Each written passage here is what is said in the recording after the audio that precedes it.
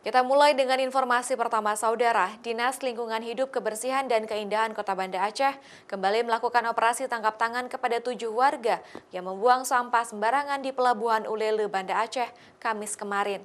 Mereka yang terjaring OTT langsung diberi peringatan di tempat. Sepanjang diterapkannya denda bagi masyarakat yang membuang sampah sembarangan di Kota Banda Aceh pada Januari lalu, sedikitnya 2 kali operasi tangkap tangan telah dilakukan dan melakukan operasi tangkap tangan kepada sejumlah masyarakat. Sebanyak 7 orang yang terjaring dalam operasi tangkap tangan karena membuang sampah sembarangan tersebut langsung disidang di tempat dan menandatangani pernyataan tidak akan mengulangi lagi hal yang sama nantinya.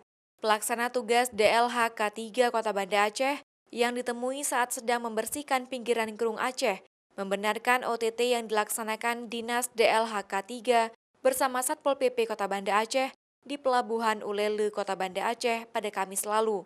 Tahun inilah kita coba melakukan penerapan sanksi dan sosialisasi untuk orang-orang atau badan usaha yang melakukan pelanggaran sampah ini. Penindakan secara tegas juga akan diberlakukan pada Agustus mendatang, yaitu bagi pelanggar dan yang terjaring operasi tangkap tangan akan dikenakan denda maksimal 10 juta rupiah dan kurungan penjara 3 bulan. Syahril, Kompas TV, Banda Aceh.